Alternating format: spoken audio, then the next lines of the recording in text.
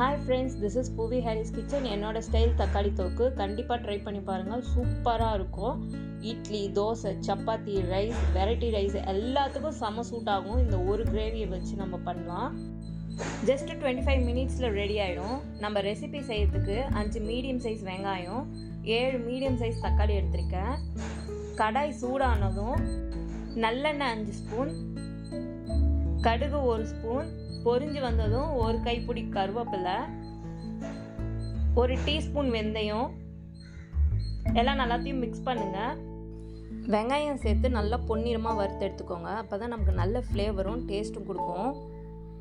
இந்த ரெசிபி ரொம்ப சிம்பிள், கண்டிப்பாக ட்ரை பண்ணி பாருங்கள். நெக்ஸ்ட்டு தக்காளி சேர்த்து நல்லா ஜூஸியாக வர வரையும் நல்லா டீப் ஃப்ரை பண்ணுவோம். இந்த கிரேவிக்கு தேவையான சால்ட்டு நான் இப்போயே ஆட் பண்ணுறேன். நான் 1.5 ஸ்பூன் ஆட் பண்ணுறேன்.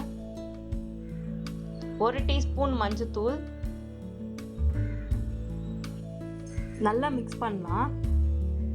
கொஞ்சம் அங்கங்கே பெருசாக இருக்கிறத நான் கரண்டியால் உடச்சி விடுறேன்.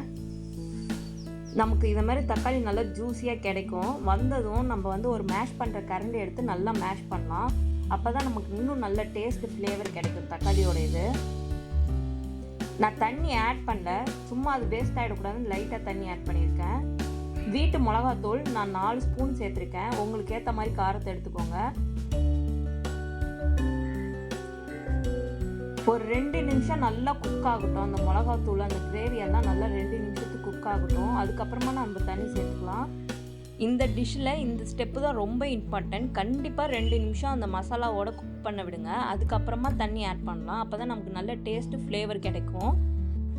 இதுக்கு அதிகமாக தண்ணி சேர்க்கக்கூடாது. 2 சின்ன கப் அளவுக்கு தண்ணி சேர்த்துருக்கேன். நல்லா கொதிச்சு நல்லா சுண்டி வரட்டும்.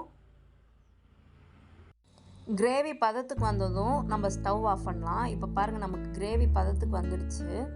ஸ்டவ் ஆஃப் பண்ணுறதுக்கு முன்னாடி நான் நல்லெண்ணெய் ஒரு 2 ட்ராப் ஆட் பண்ணுறேன். இப்போ நமக்கு கிரேவி ரெடி. என்னோடய வீடியோ பிடிச்சிருந்தா மறக்காமல் சப்ஸ்கிரைப் பண்ணுங்கள், ஷேர் பண்ணுங்கள் ஃப்ரெண்ட்ஸ். பாய்.